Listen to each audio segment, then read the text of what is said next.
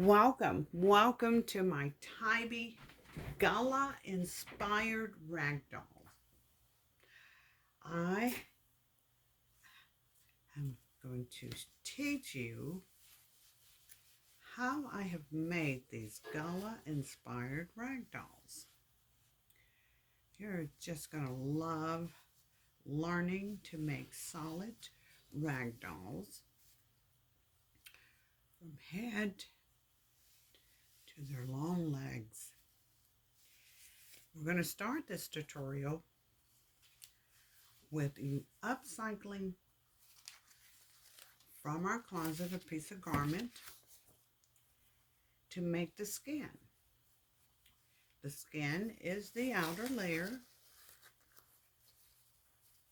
and I used 4-way stretch upcycle fair pants to make her.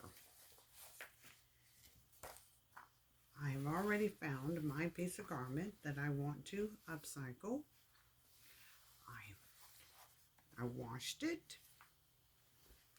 and I'm prepping it to make my Gullah inspired ragdoll. A good constructed ragdoll. Once you learn the basics of constructing a very good ragdoll, you will enjoy making all beautiful ragdolls. You do not have to have black fabric. You can find you some colorful fabric.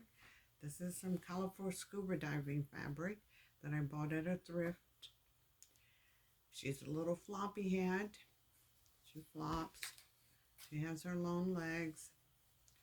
Gave her the tutuing to put on there and her ballerina shoes. So they don't necessarily have to be in black. If you have some stretch fabric and it is in color, feel free to just get you some fabric that you can upcycle, because this is all about upcycling. And you can create yourself beautiful ragdolls. The reason I go for Gullah and Geechee, that is the African American heritage that is from South Carolina to all the way to Florida. They were the African American slaves when they came. They spoke the Gullah language and the Geechee language, but they also made their own ragdolls. And in their art, the ragdolls never had a facial feature, nor in their art. You are the beholder of that feature. So we're going to make our skin. And we're going to learn first, which I think to me is important, is to learn to make it from upcycled fabric. In our days, it was called an old garment, or as in back in the days, they call it a rag because it had a tear in it and it couldn't be given to no one else, and we would make rags out of them. Well, our fabric has changed so much. And we have stretch things. We have stretch pants and stretch tops because they're using a lot of stretch material. So that's why I said find yourself an old piece of garment, pre-wash it, and as you can see, I have it prepped here, ready to lay my pattern so that I can create my Gullah doll. When you get your tutorial, you will have the pattern that you have separate, and it comes on a PDF form. When it comes out in its PDF form, it will have this look. And if you measure it before you cut it out to see, make sure you have the right size, you measure the head from the black sewing line to here, and that's about 4. And your neck is about, not 1.5 almost. And shoulder to shoulder, That's about 5. Then we have about 5 going into the chest area. Then the waist shrinks in, and it is about 3. So that's a good size. That's exactly this doll. And if you lay her head in there, and her shoulders, and her waist, I got her in there.